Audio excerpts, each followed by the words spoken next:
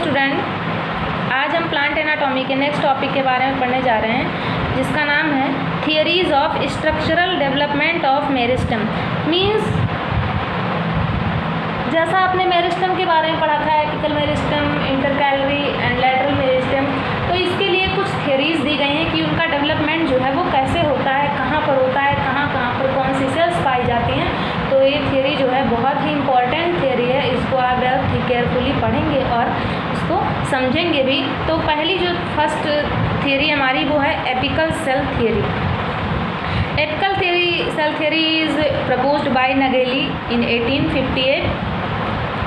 According to this theory, the formation of entire shoot occurs from a single superficial cell called apical cell. इनके अगर देखेंगे mister नगेली के according, तो इनका कहना है कि जो इंटायर सूट मीन्स कंप्लीट जो सूट सिस्टम का फॉर्मेशन होता है, रूट को छोड़ के प्लांट के पूरे पार्ट का जो फॉर्मेशन होता है, जो ग्रोथ होती है, वो एक सिंगल सुपरफिशियल सेल के से होती है। मीन्स एक ही सिंगल, इसको मैं यहाँ पर अंडरलाइन कर देती हूँ, एक सिंगल सुपरफिशियल सेल जो है ये पूरे कंप्लीट प्लांट की ग्रोथ करती है और उसे कहते क्या हैं, apical cell. Means apical cell जो है वो एक स्पेशल टाइप की सेल्स है, ऐसा नगेली जी कहते हैं कि एपिकल सेल एक स्पेशल टाइप की सेल है जो पूरे इंटायर फूड सिस्टम की ग्रोथ के लिए रिस्पॉन्सिबल होती है। This theory is known as apical cell theory. इतना ही आपको यहाँ पर ध्यान देना है कि एक ही सिंगल सुपरफिशियल सेल है जिसको एपिकल सेल कह रहे हैं और उसी एपिकल सेल से पूरे प्लांट की, पूरे इंटायर फूड सिस्टम की ग्रोथ हो रही है। और इसको प्रपोज किसने किया था, नगेली ने किया था 1858 में।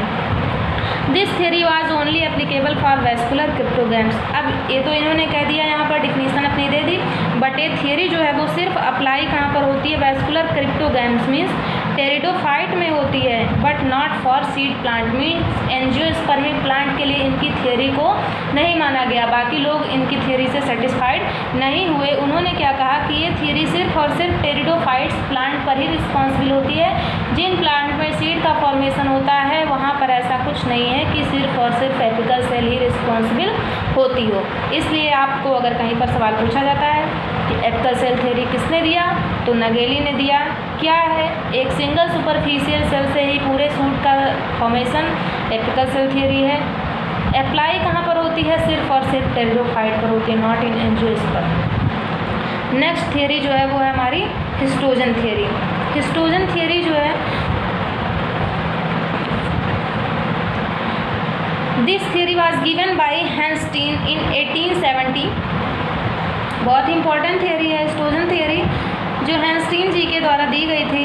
इन this theory primary apical meristem divided into 3 zone. अब ये क्या कह रहे हैं, यहाँ पर जो प्राइमरी एपिकल मेरिस्टेम होती है, मीन्स इन्होंने प्राइमरी और जो है मीन्स पहले जो है बनती है एक एपिकल मेरिस्टेम, और एपिकल मेरिस्टेम को ही इन्होंने 3 पार्ट में डिवाइड किया है, या फिर इसी को इन्होंने हिस्टोजन भी कहा है। जो 3 पार्ट में डिवाइड हो रहा है उसी को इन्होंने हिस्टोजन कहा और इसी के नाम पर इसका हिस्टोजन थियरी बन गया। अभी हिस्टोजन है क्या, डर्मेटोजन, पेरीब्लेम एंड प्लीरोम। ये 3 टाइप की सेल्स होती हैं जिनको हिस्टोजन सेल कहते हैं।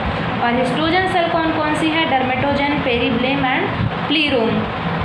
डर्मेटोजन क्या है, dermatogen is the outer most layer which form epidermis. Dermatogen जो है वो सबसे आउटर लेयर होती है जो एपिडर्मिस का फॉर्मेशन करती है प्लांट की। और periblem is the middle portion and form the cortex. Periblem जो है वो मिडिल पोर्शन होता है जो कॉर्टेक्स का फॉर्मेशन करता है। और प्लीरोम जो है वो सबसे इनर लेयर। मीन्स अगर हम स्ट्रक्चर बनाएंगे तो यहाँ पर ये जो स्ट्रक्चर है डर्मेटोजन का बनेगा, फिर पेरीब्लेम का बनेगा, और सबसे इनर लेयर में जो बनेगा वो हमारा प्लीरोम बनेगा, जो यहाँ पर वेस्कुलर सिस्टम, वेस्कुलर बंडल का फॉर्मेशन करता है। तो इस तरह से इन्होंने 3 पार्ट में इसको डिवाइड किया और इसको कह दिया हिस्टोजन। हिस्टोजन में 3 टाइप के सेल्स आते हैं, जोन आते हैं, that is dermatogen, periblem and प्लीरोम।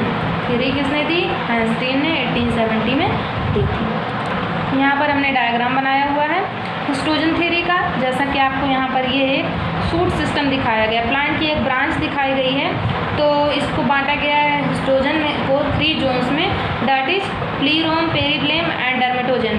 तो सबसे आउटर लेयर जो होती है एपिडर्मिस बनाती है वो डर्मेटोजन है, उसके मिडिल लेयर जो होती है वो पेरिब्लेम है, और सबसे सेंटर में जो होता है वो प्लीरोम है।